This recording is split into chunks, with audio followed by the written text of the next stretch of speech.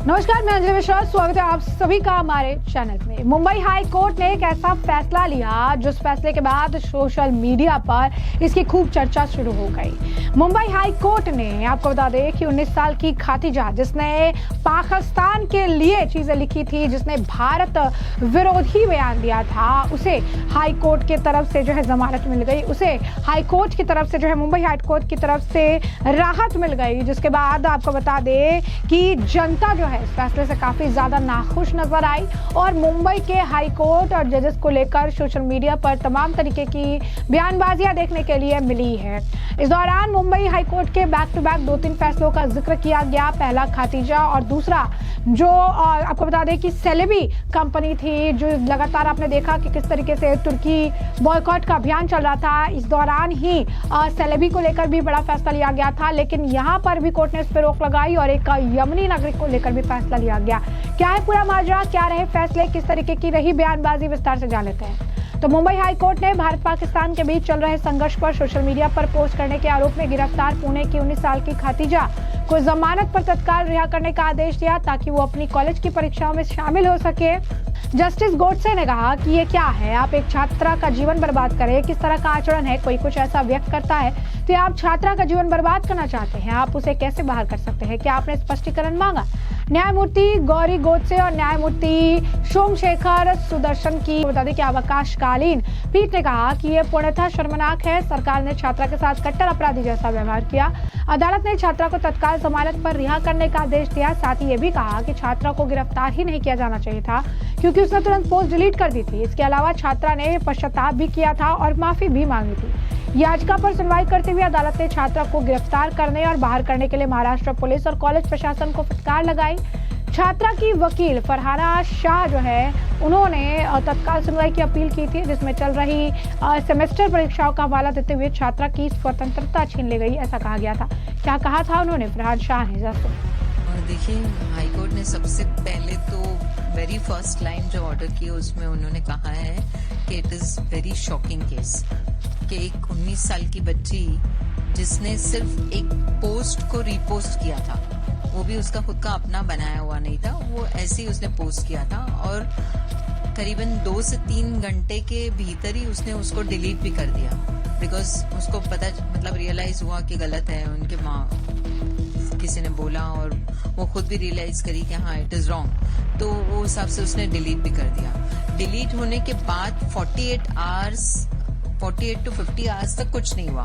उसके बाद 9 तारीख को जाके उसके खिलाफ FIR रजिस्टर हो गया और उसको फिर कोंडवा पुलिस स्टेशन ने अरेस्ट कर लिया। अरेस्ट करने के बाद 10 तारीख को उनको पेश किया मैजिस्ट्रेट के सामने और मैजिस्ट्रेट ने भी उनको 5 दिन की कस्टडी दे दी, पुलिस कस्टडी। पुलिस कस्टडी के दौरान सारे इन्वेस्टिगेशन ये वो सारी चीजें हुई, लेकिन कुछ मतलब है नहीं तो क्या आएगा, उसके खिलाफ कोई क्रिमिनल एंटीसीडेंट हो तो आएगा ना, कुछ भी नहीं आया।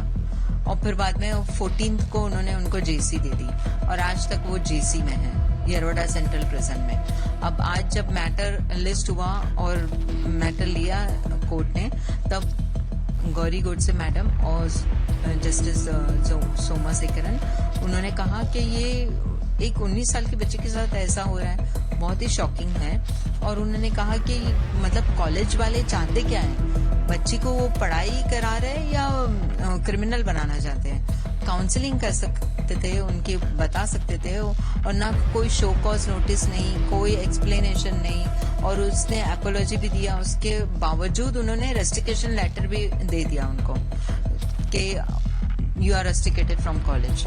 और अभी उन लोगों के एग्जाम्स है 24 मई से और 2 पेपर उसके ऑलरेडी मिस हो गए। तो कोर्ट ने कहा कि आपको उसका रास्ता निकालना है। और हम तो पढ़ाई, कोर्ट ने हमसे पूछा कि वो पढ़ाई, हमने कहा कि हाँ वो जेल में पढ़ाई कर रही है, बिकॉज उनके फादर ने उनको सारी बुक्स वगैरह दिया है पढ़ने के लिए, वो पढ़ाई कर रही है और वो डेफिनेटली एग्जाम देने के लिए तैयार है। तो फिर ऑनरेबल कोर्ट ने हमसे कहा कि आप क्रिमिनल एप्लीकेशन, बिकॉज ये सिविल रिट दाखिल की थी हमने जो रेस्ट्रिक्शन के खिलाफ थी, तो उन्होंने कहा कि आप एप्लीकेशन दो या रिट पिटिशन दो और हम फिर वो बेल के लिए कंसिडर करते हैं। फिर दोपहर के बाद उन्होंने बेल के लिए कंसिडर करने के लिए एप्लीकेशन रखा।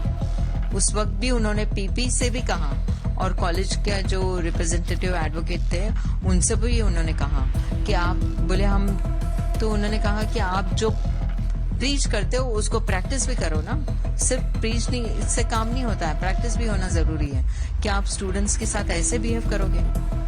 जैसे कि आपने उनका बयान सुना, वहीं दूसरा मामला भी सामने आया जो बॉम्बे हाई कोर्ट से ही जुड़ा हुआ है, जिसमें तुर्की की कंपनी को राहत दी गई थी कोर्ट से। नए टेंडर जारी नहीं कर पाएगी एयरपोर्ट अथॉरिटी ऑफ इंडिया। तो ऐसे में एयरपोर्ट अथॉरिटी ऑफ इंडिया ने छत्रपति शिवाजी महाराज अंतर्राष्ट्रीय एयरपोर्ट के रनवे रख रखाव करने वाली तुर्की की कंपनी का अनुबंधन तत्काल रद्द कर दिया था। हालांकि तुर्की की कंपनी सेलेबी एयरपोर्ट सर्विसेज ने इस फैसले के खिलाफ हाईकोर्ट का दरवाजा खटखटाया था और एयरपोर्ट अथॉरिटी ऑफ इंडिया ने स्पष्ट किया कि वो राष्ट्रीय सुरक्षा के आधार पर छत्रपति शिवाजी महाराज अंतर्राष्ट्रीय एयरपोर्ट के रनवे के 70% हिस्से का रखरखाव करने वाली तुर्की की कंपनी का अनुबंधन तत्काल रद्द कर रही है। वहीं कंपनी ने दावा किया था कि बिना अपना पक्ष रखने का मौका दिए सीधे कॉन्ट्रैक्ट कैंसिल करना गलत है। इस अनुबंध को रद्द करने के बाद एयरपोर्ट प्रशासन ने इस काम के लिए नए टेंडर आमंत्रित करने की प्रक्रिया शुरू की थी। इसके खिलाफ कंपनी ने हाईकोर्ट में याचिका दायर की।